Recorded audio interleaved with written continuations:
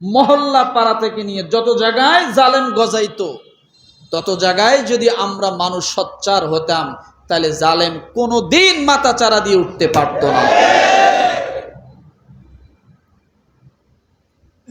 আজকে এই পরিস্থিতি দেখতে হতো না,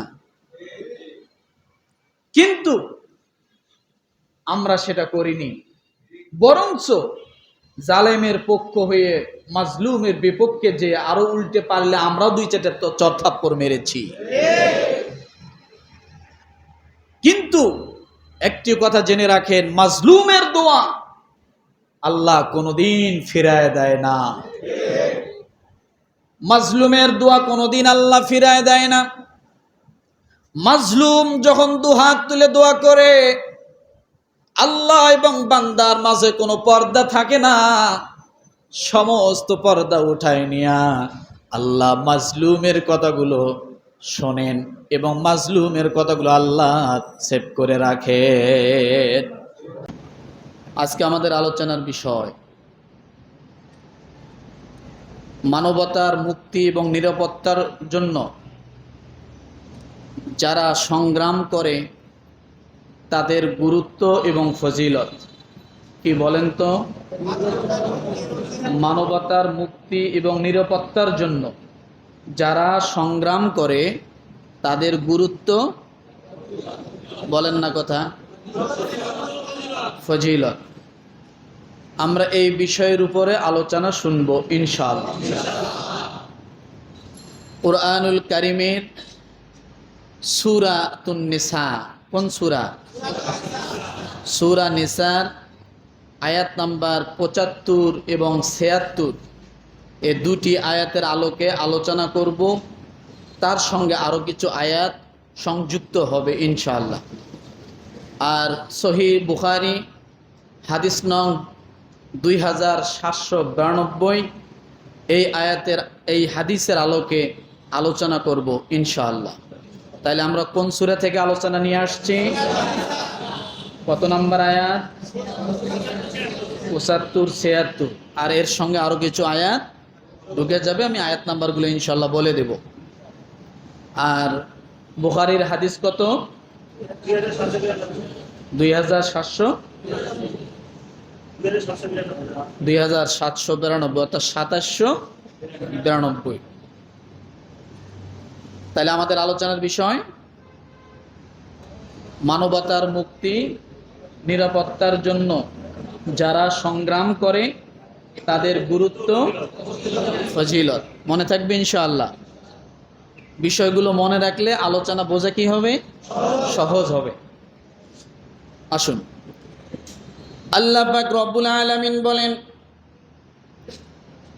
সূরা নিসা আয়াত নাম্বার ৭৫, ওয়ামা লাকুম লা তুকাতিলুনা ফি সাবিলিল্লাহি ওয়াল মুস্তাদআফিনা মিনার রিজালি ওয়ান নিসা ওয়াল বিলদানিল্লাযীনা ইয়াকুলুনা রাব্বানা আখরিজনা من هذه القرية الظالم أهلها واجعل لنا من لدنك وليا واجعل لنا من لدنك نصيرا।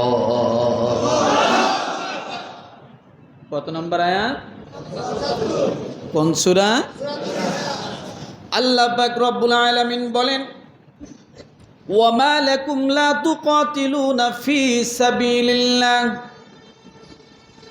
হে ঈমানদারগণ, হে মুসলিমগণ, ও মুত্তাকিগণ, ও মুসলিহিনগণ, সকল ধরনের মানুষকে আল্লাহ একত্রিত না এনে আল্লাহ রব্বুল আলামিন ঈমানদারকে আল্লাহ একটা মেসেজ পাঠিয়ে দিলেন, মুসলমানদেরকে আল্লাহ একটা মেসেজ পাঠিয়ে দিলেন, তোমাদের জন্য এর কি বৈধতা আছে যে তোমরা আল্লাহর পথে সেই সকল অসহায় নর এবং নারী শিশুদের জন্য তোমরা সংগ্রাম করো না, সংগ্রাম যে করতেছো না, এটা না করাটা তোমাদের উপরে কি কোনো বৈধতা আছে? কে প্রশ্ন করেছেন? কথা বলেন। সংগ্রাম যে করছো না, কোন বৈধতার কারণে করো না? কেন করছো না? না করাটা কি তোমরা বৈধতা মনে করো? তাহলে বোঝা গেল সংগ্রাম এখানে নারী এবং পুরুষ, শিশুদের জন্য, দুর্বলদের জন্য, অত্যাচারিতদের জন্য, মাজলুমদের জন্য, এই সমস্ত মানুষদের জন্য সংগ্রাম করা, তাদের নিরাপত্তার ব্যবস্থা করা, মানবতার ঝুঁকি কমানোর জন্য মানুষ যে কাজগুলো করে আল্লাহ তাআলা ডাক দিয়ে বলেন, আমি আল্লাহ তাআলা ওই কাজগুলোকে 1 নম্বরে বৈধতা ঘোষণা করে দিলাম। বৈধ অবৈধ এটা দুই ভাষা আল্লাহ এখানে ব্যবহার করলেন। মানুষের মুক্তির জন্য, মানুষের নিরাপত্তার জন্য যদি কোনো মানুষ কোনো কাজ করে, মানুষের শান্তি স্বস্তির জন্য যদি মানুষ কোনো কাজ করে, আল্লাহ বলেন এটা তাদের জন্য বৈধ। তাদের জন্য কি বৈধ? শুধু বৈধ নয়, অন্য জায়গায় বলা হয়েছে তাদের জন্য ফরজ। কি বলেন তো? তাদের জন্য কি ফরজ। আর না করাটা অবৈধ। আমার ভাইরা, এই আয়াতটি নাজিল কেন হলো? আয়াতটা নাজিলের প্রেক্ষাপট কি, শানে নুজুল শোনেন। আল্লাহর নবী জনাবে মুহাম্মদুর রাসূলুল্লাহ সাল্লাল্লাহু আলাইহি ওয়াসাল্লাম যখন মক্কা থেকে মদিনার দিকে পথ রওনা করলেন, মদিনায় চলে গেলেন। মদিনায় যাওয়ার পরে 1-2 বছরের পর্যন্ত রসুল মদিনায় হিজরত করে যখন মদিনায় চলে গেলেন, ওই সময় রসুলের সঙ্গে কিছু নিরীহ সাহাবী, দুর্বল সাহাবী, আর্থিকের দিক থেকে দুর্বল, শারীরিক শক্তির দিক থেকে দুর্বল, সামাজিকতার দিক থেকে ছিল দুর্বল, এই মানুষগুলো মক্কা থেকে মদিনায় হিজরত করতে পারলেন না।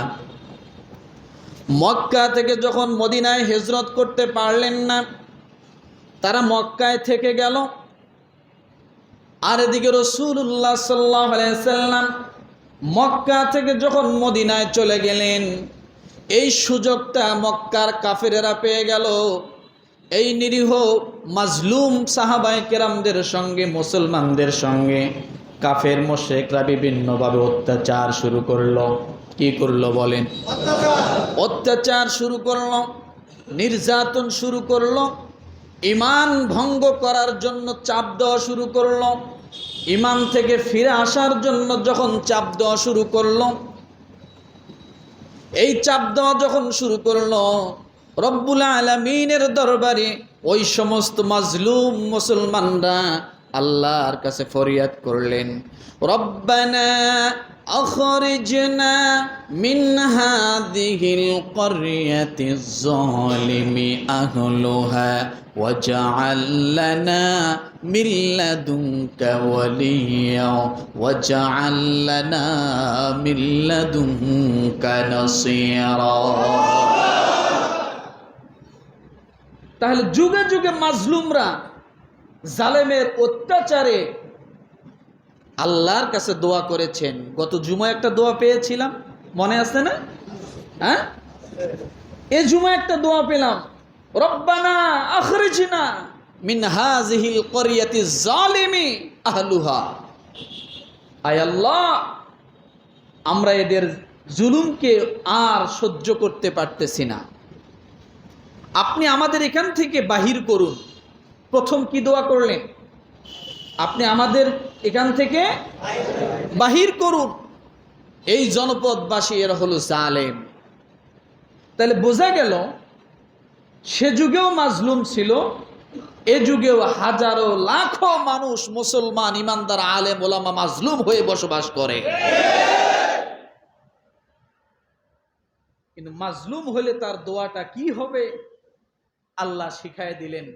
সাহাবায়ে কেরাম সে সময় দোয়া করলেন আল্লাহর কাছে, রব্বানা আখরিজনা মিন হাযিহিল ক্বরয়াতিজ যালিমি আহলুহা ওয়াজআল লানা মিন লাদুনকা ওয়ালিয়্যা ওয়াজআল লানা মিন লাদুনকা নাসীরা। যখন এই দোয়া করতে লাগলেন, সাহাবী ইবনে আব্বাস রাদিয়াল্লাহু তাআলা আনহু তিনি বর্ণনা করেন, ওই সময় আমার আম্মা সেখানে ছিলেন, আমরা ছিলাম নিরীহ মুসলমান। সেই সময় তারা আমাদেরকে জুলুম করতেছিল, অন্যায়ভাবে আমাদের প্রতি নির্যাতন করতেছিল। আমাদেরকে ঈমান থেকে ফেরার জন্য তারা বারবার চাপ প্রয়োগ করতেছিল, কিন্তু আমরা কখনো ঈমান থেকে আলাদা হই নাই। আমাদের জীবন চলে গেল, আমরা ঈমান থেকে আলাদা হব না। এরপরে জুলুম নির্যাতন সহ্য করতে না পেরে আল্লাহ রব্বুল আলামিনের কাছে দোয়া করলেন, আয় আল্লাহ, আমাদের জন্য একজন অভিভাবক পাঠাও। কি পাঠাও? কি পাঠাও? ওয়াল মুস্তাদআফিনা মিনার রিজালি ওয়ান নিসাই ওয়াল বিলদানিল্লাযীন।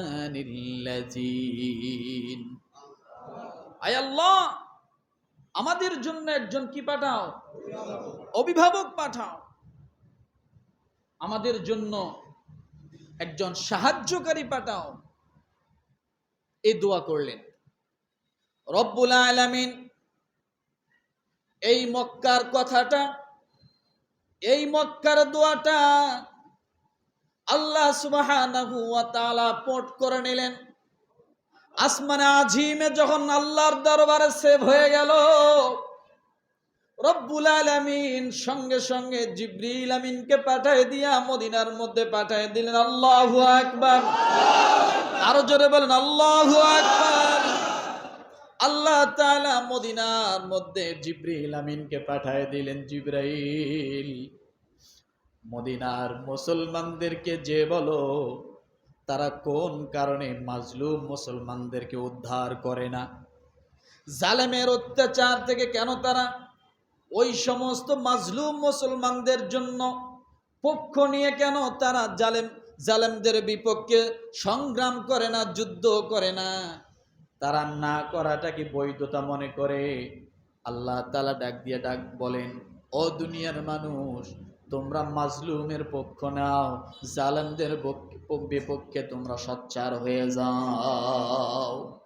ওয়ামা লাকুম লা তুকাতিলুনা ফি সাবিলিল্লাহি ওয়াল মুস্তাদআফিনা মিনার রিজালি ওয়ান নিসাই ওয়াল বিলদান। আয় আল্লাহ, এবং আমাদের জন্য তোমার পক্ষ হতে একজন অভিভাবক বানিয়ে দাও, যিনি আমাদের জন্য কথা বলবে, আমাদের পক্ষ নিয়ে কথা বলবে, কারণ আমাদের পক্ষ নিয়ে কথা বলার কেউ নাই। তেল মাথায় তেল দেওয়ার জন্য দুনিয়ার সব মানুষ ব্যস্ত, কথা ঠিক না?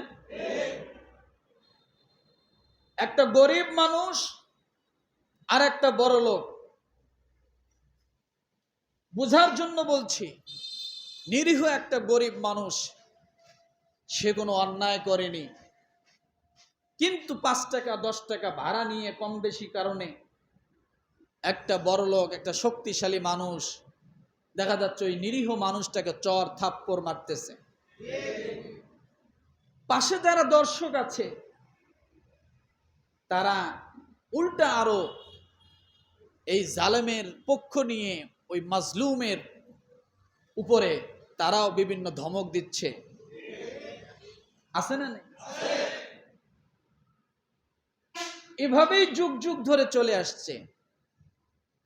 কিন্তু যদি যেখান থেকে, যখন যে সময় থেকে গ্রামে শহরে নগরে গঞ্জে দেশে বিদেশে সর্ব জায়গায় মহল্লা পাড়া থেকে নিয়ে যত জায়গায় জালেম গজাইতো, তত জায়গায় যদি আমরা মানুষ সোচ্চার হতাম, তাহলে জালেম কোনোদিন মাথা চারা দিয়ে উঠতে পারত না। আজকে এই পরিস্থিতি দেখতে হতো না, কিন্তু আমরা সেটা করিনি। বরঞ্চ জালেমের পক্ষ হয়ে মাজলুমের বিপক্ষে যে আরো উল্টে পারলে আমরাও দুই চারটা চড়থাপ্পড় মেরেছি। কিন্তু একটি কথা জেনে রাখেন, মাজলুমের দোয়া আল্লাহ কোনোদিন ফিরায় দেয় না। মাজলুমের দোয়া কোনোদিন আল্লাহ ফিরায় দেয় না। মাজলুম যখন দুহাত তুলে দোয়া করে, আল্লাহ এবং বান্দার মাঝে কোনো পর্দা থাকে না, সমস্ত পর্দা উঠায় নিয়া আল্লাহ মাজলুমের কথাগুলো শোনেন এবং মাজলুমের কথাগুলো আল্লাহ সেভ করে রাখেন।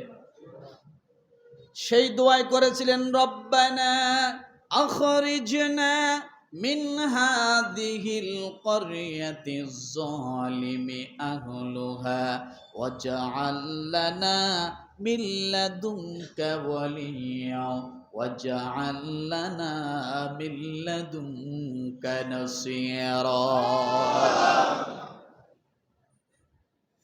আল্লাহর কাছে মাজলুম ডাক দিয়ে বলে, আল্লাহ আমাদের জন্য একজন অভিভাবক পাঠাও।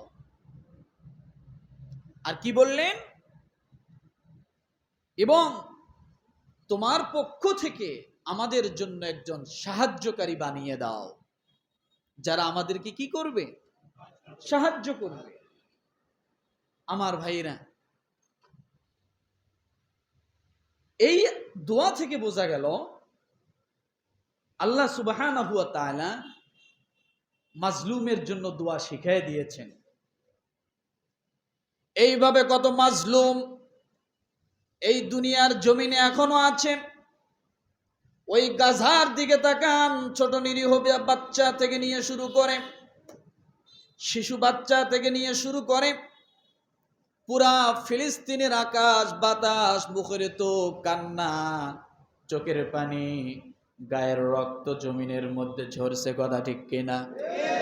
কিন্তু মুসলমান মনে রাখেন, একজন মানুষের গায়ের রক্ত এই জমিন যখন স্পর্শ করে, ওই জমিন থেকে ওই মানুষের জন্য কোনোদিন ব্যর্থ চেষ্টা কোনোদিন করে না,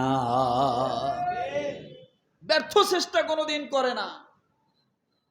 আপনি যে বিষয়ে সংগ্রামের জন্য আপনি রক্ত ঝরান না কেন, আপনার পরিবার, আপনার সমাজ, আপনার রাষ্ট্র, আপনার প্রতিবেশী, যে বিষয়ে আপনি রক্ত ঝরান না কেন, আজ হোক, কাল হোক, 10 দিন পরে হোক, 5 বছর পরে হোক, এর সফলতা আসবেই ইনশাআল্লাহ,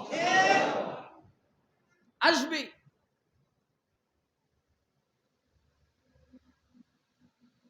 কিন্তু এটা থেকে ঘাবড়ানো যাবে না, ভয় পাওয়া যাবে না, ভীতু হওয়া যাবে না। চেষ্টা চালিয়ে যেতে হবে। চেষ্টা কি করতে হবে? চেষ্টা কি করতে হবে? এই জন্য রব্বুল আলামিন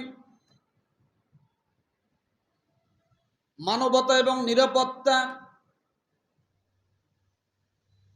এই সমস্ত সংগ্রামকারীদের গুরুত্বের কথা আল্লাহ আয়াতে বলেন, ওয়া মা লাকুম লা তুকাতিলুনা ফি সাবিলিল্লাহি ওয়াল মুস্তাদআফিনা মিনার রিজালি ওয়ান নিসাই ওয়াল বিলদান। আল্লাহ বলেন, তোমরা কি ভেবেছো এই সমস্ত নিরীহ মাজলুম মানুষদের, দুর্বল মানুষদের পক্ষ না নেওয়াটা তোমরা বৈধ মনে করো? কশিন কালো সেটা বৈধ হতে পারে না। কারণ গরিবদেরকে আল্লাহ অনেক ভালোবাসেন, অসহায়দেরকে আল্লাহ ভালোবাসেন, দুর্বলদেরকে আল্লাহ অনেক ভালোবাসেন।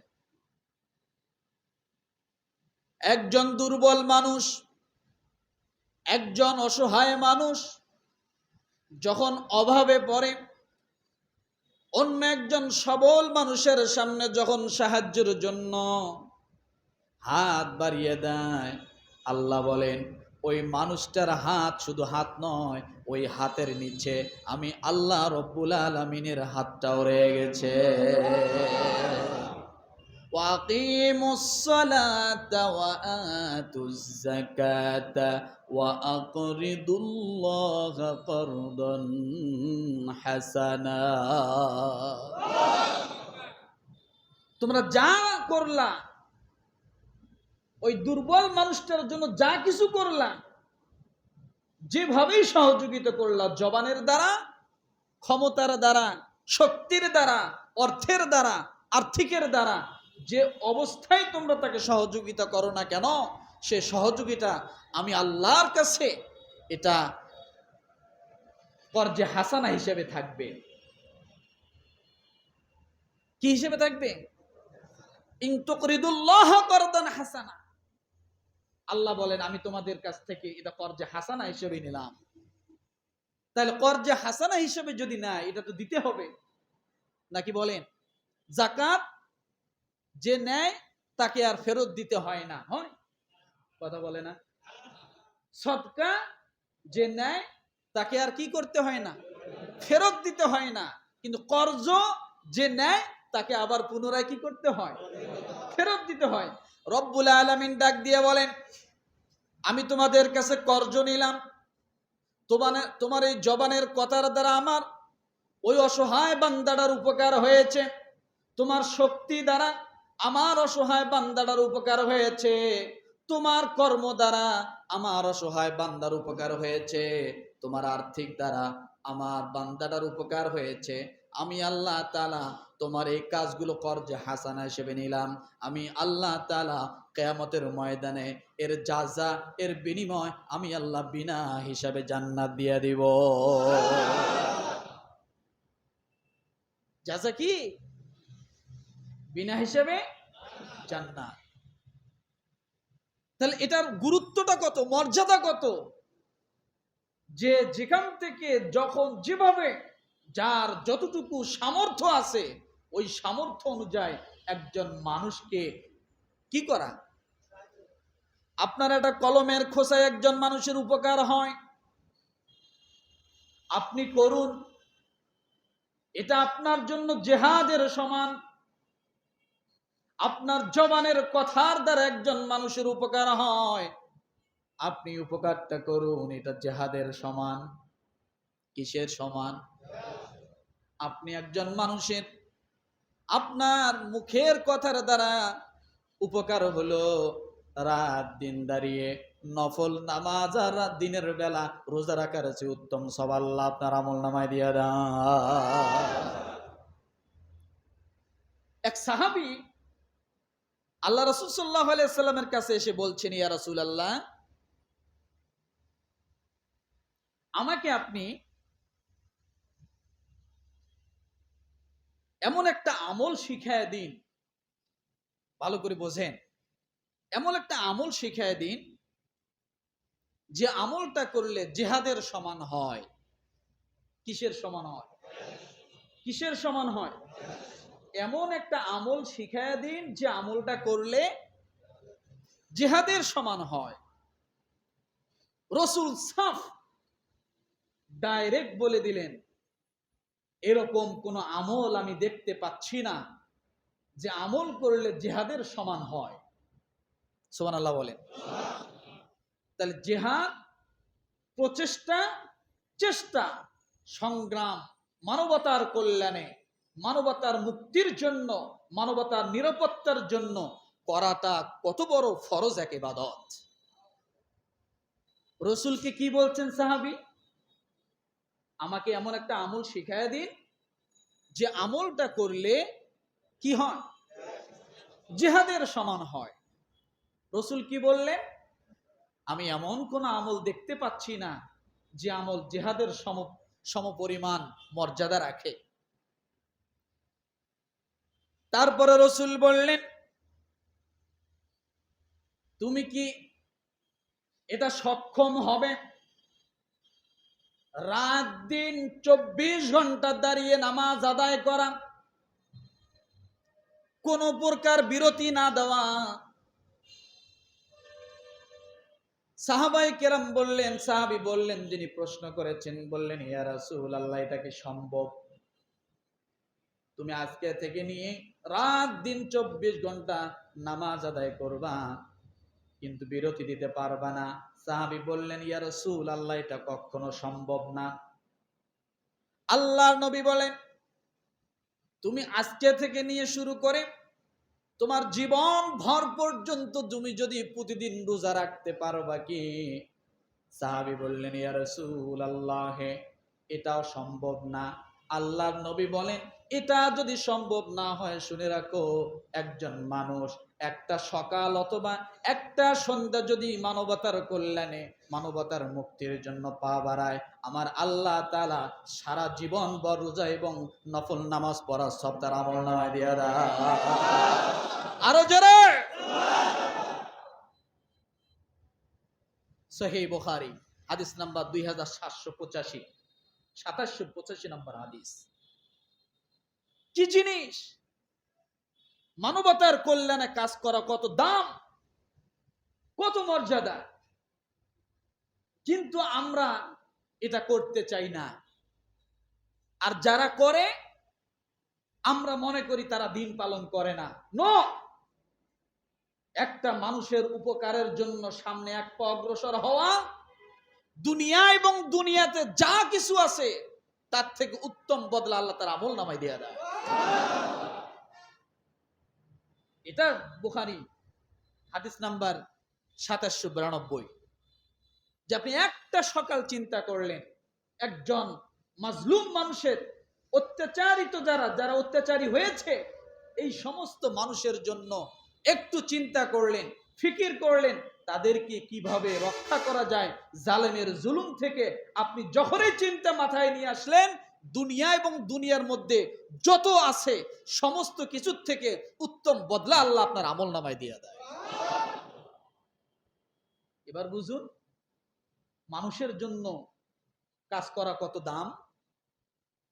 আমার ভাইয়েরা, এই মানুষের জন্য কাজ করা দাম হবে না কেন? এই মসজিদ রয়েছে, মসজিদে 1 টাকা দান করলে সওয়াব হয়, হয় কি হয় না? জোরে বলেন, কথা বলতে হবে। এদিক তাকান। মসজিদে দান করলে সওয়াব হয়, কারণ মসজিদ হলো আল্লাহর ঘর। আমরা মসজিদে দান করি, কথা ঠিক কিনা? কিন্তু এরকম মসজিদের থেকে দামি মসজিদ পৃথিবীর জমিনে, আমার ভাইরা, সেটা হলো মসজিদে নববী। কোনটা বলেন? মসজিদে নববী। এখন মসজিদে নববীতে কেউ যদি 1 রাকাত নামাজ পড়ে, 50,000 রাকাতের সওয়াব।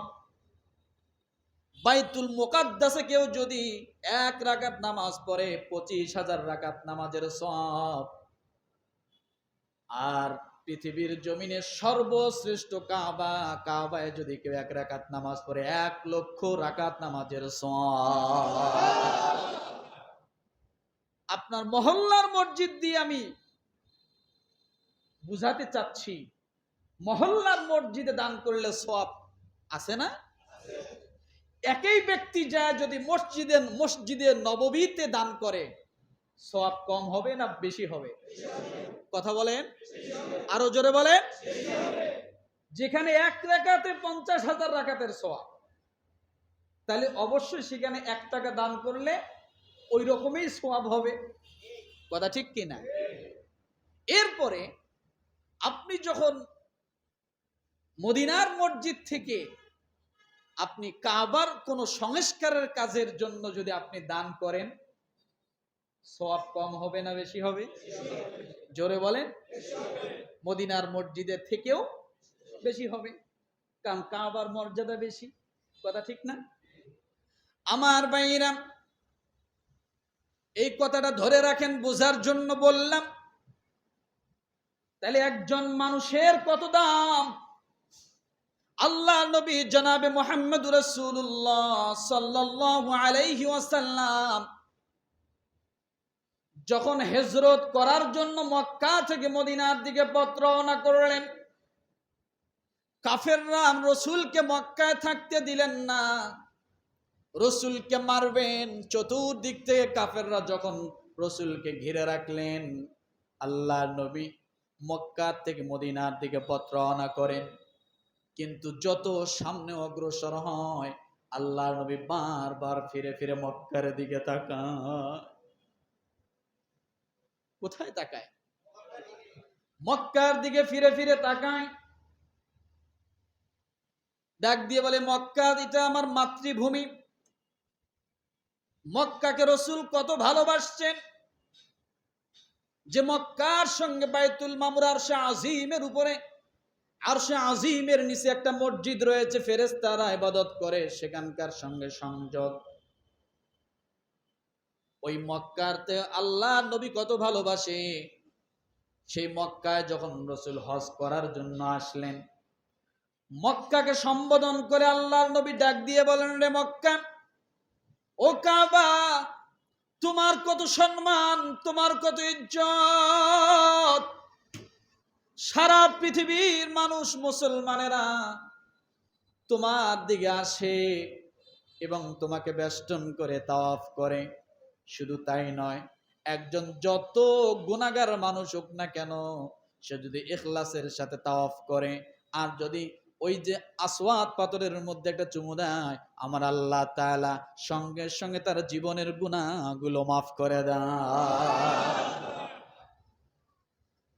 এত দামি একটি ঘর, এত দামি একটি পাথর, সারা পৃথিবীর মানুষ সেখানে যে ইবাদত করে। পৃথিবীর সবচেয়ে সম্মানিত স্থান, যে স্থানের মধ্যে মানুষ প্রবেশ করলে আমার আল্লাহ নিরাপত্তার ওয়াদা দিয়েছেন। কিসের ওয়াদা দিয়েছেন? কিসের ওয়াদা দিয়েছেন? নিরাপত্তার ওয়াদা দিয়েছেন। ওই কাবা ঘরকে আল্লাহর নবী ডাক দিয়ে বলেন, রে কাবা, তোমার কত সম্মান, তোমার কত ইজ্জত, তোমার কাছে মানুষ আসলে নিরাপত্তা পায়, তোমার দিকে তাকাইলে জীবনের গুনাহ মাফ হয়, তোমার দিকে তাকাইলে সওয়াব হয়, তোমাকে স্পর্শ করলে জীবনের গুনাহ মাফ হয়ে যায়। ওরে কাবা, তোমার কত সম্মান আমার আল্লাহ দিয়েছেন।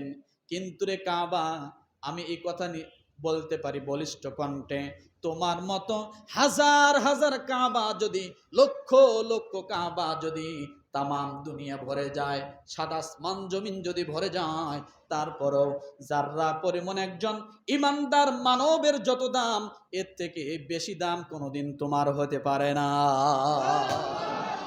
আরো আসতে বলেন, যাররা পরিমাণ একজন ইমানদার মানব, তার যত দাম, তার যত সম্মান, তার যত ইজ্জত আল্লাহ দিয়েছেন, এর থেকে বেশি তুমি নও। কালকে যাই বলেন সুবহানাল্লাহ। মিছিল করতে করতে গলা ভাঙ্গিয়া ফেলছেন না নাকি?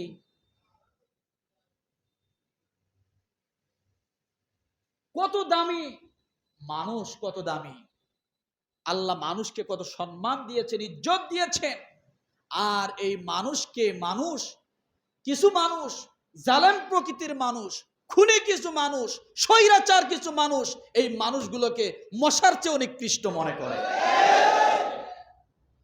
করে না? করে না? মানুষের ইজ্জতের কোনো দাম নেই। আল্লাহ যাহা পারে দুনিয়ার কোন মানুষ তা পারে না। যুগে যুগে জালেম ছিল, যুগে যুগে জালেমদের পতন হয়েছে।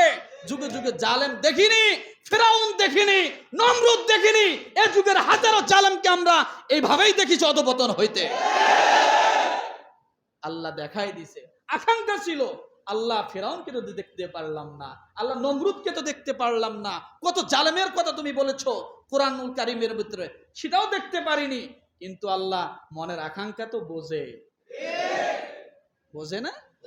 বোঝে না? আল্লাহ এভাবেই যুগে যুগে দেখায় দেয়। ইতিহাস থাকবে সবকিছুতে। মাজলুমরা দোয়া করেছিলেন, রব্বানা আখরিজনা মিন হাদিহিল ক্বরিয়াতিজ যালিমি আহলুহা واجعل لنا من لدنك وليا واجعل لنا من لدنك نصيرا আয় আল্লাহ, আমাদের জন্য একজন অভিভাবক পাঠাও এবং আমাদের জন্য একজন সাহায্যকারী পাঠাও। আল্লাহ এভাবেই ব্যবস্থা করে দিয়েছেন। আল্লাহ অভিভাবক হিসেবে, আমি মনে করি আমাদের অভিভাবক হিসেবে বড় কোনো মানুষদেরকে আল্লাহ নির্বাচিত করেননি। ছোট ছোট বাচ্চারা, স্কুল কলেজ বিশ্ববিদ্যালয় মাদ্রাসা ছাত্রদেরকে আল্লাহ এভাবেই কবুল করে নিয়েছেন আমাদের অভিভাবক। দুনিয়ার জমিনে কত, আমাদের বাংলাদেশে কত বড় বড় ব্যক্তিরা ছিল, কিন্তু বড় বড় ব্যক্তিদের দিকে যতই তাকাই ততই দুর্নীতি তাদের ভিতরে পায়। আল্লাহ বলছেন এদের দ্বারা হবে না, কারণ এরাও হয়তো যুদ্ধ ক্ষেত্রে যায় লেয়াজু করে লেনদেন করে বসবে। আল্লাহ কি করলেন? যারা লেনদেন বোঝে না, যারা দুর্নীতি বোঝে না, যারা অত্যাচারিতা বোঝে না, এই সমস্ত ব্যক্তিদেরকে দিয়েই আল্লাহ খেলা দেখায় দিলেন। খেলা তো হয়েই গেল। কি হলো? খেলা তো হয়েই গেল, বাকি আছে, সমাপ্তি হয়েছে না। এই জন্য যুগ যুগ ধরে এগুলা থাকবে। তবে একটা কথা বলি, আমার বাইরা চক্রান্তকারীদের বিষয় আল্লাহ কি বলেন?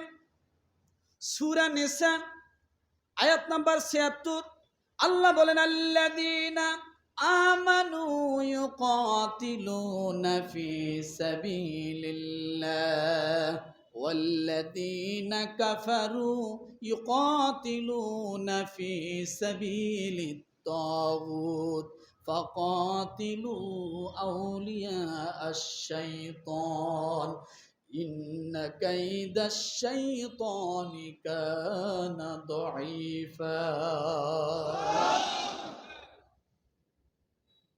রব্বুল আলামিন ডাক দিয়ে বলেন, যারা ঈমান এনেছে তারা আল্লাহর পথে, মানবতার পক্ষে, মানবতার নিরাপত্তার জন্য, মানবতার কল্যাণের জন্য তারা সংগ্রাম করে। যারা ঈমান এনেছে তারাই করে। কথা বোঝেন? যারা ঈমান এনেছে তারা করবে। এরপর আল্লাহ বলেন, আর যারা কুফর অবলম্বন করেছে তারা মানবতার জন্য, মানবতার মুক্তির জন্য তারা কখনো আল্লাহর জন্য তারা এইভাবে যুদ্ধ করতে পারে না। মানবতার মুক্তির জন্য তারা করে না। তাহলে তারা তাগুতের কথা মতো চলে। কার কথা মতো চলে? তাগুতের কথা মতো চলে, জালেমদের কথা মতো চলে।